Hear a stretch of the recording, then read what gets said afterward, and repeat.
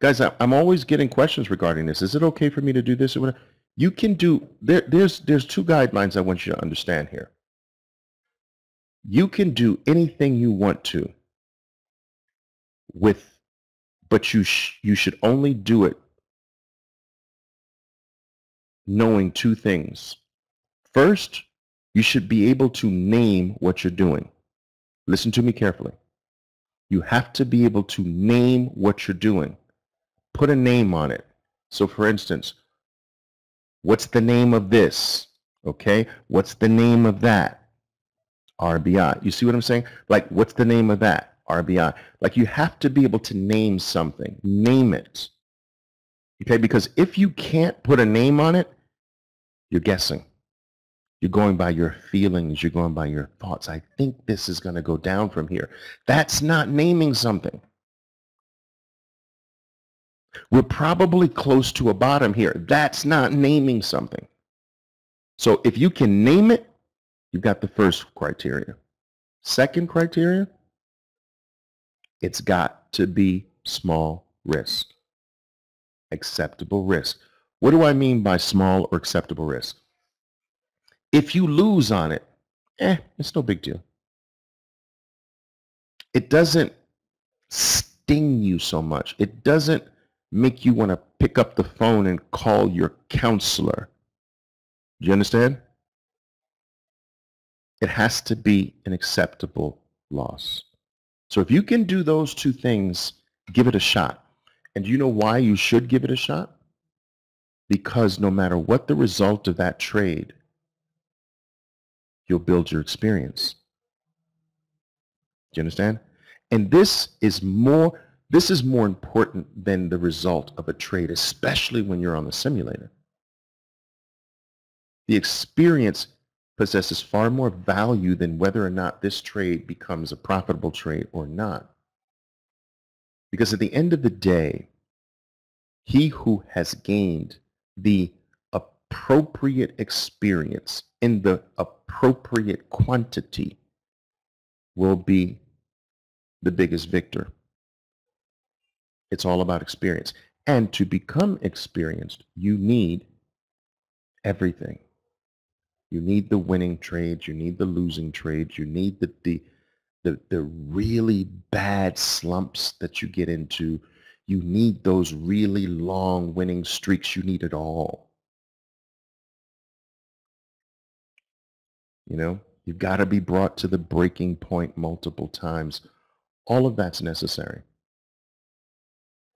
You've got to get beyond everything that the market can ever throw at you so that it's behind you, not in front of you.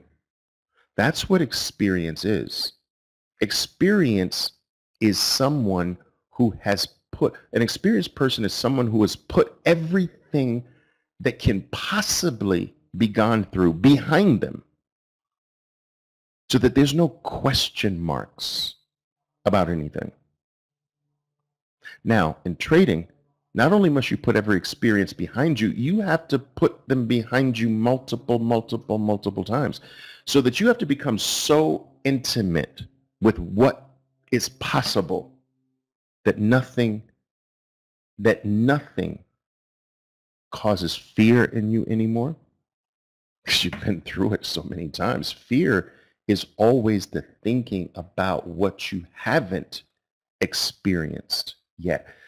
Fear is based on a falsity.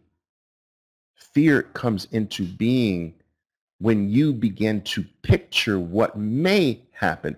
But if you've already experienced what may happen many times, there's less fear. Maybe not zero fear if you haven't totally fixed yourself, but certainly less. There's more fear when you fear what you've never experienced more than you fear what you've experienced. Isn't that right? Isn't that right? Yes. So when you experience it, you stop fearing it as much, right? So This is why I always say, look, when in doubt, hit the button and do the trade, except with this caveat, you have to be able to name it and it has to be acceptable risk. I am tired of traders getting into trades without knowing the risk, without realizing, oh, shoot, I'm going to lose so big on this if I put the stop where I'm supposed to put the stop. Duh. Like, you got into the trade not knowing where you're going to get out first?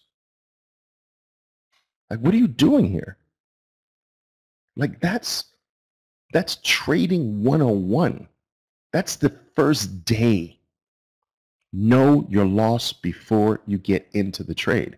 That's the first day. That's not the first day. That's the first hour of the first day of learning how to trade. So here's the thing.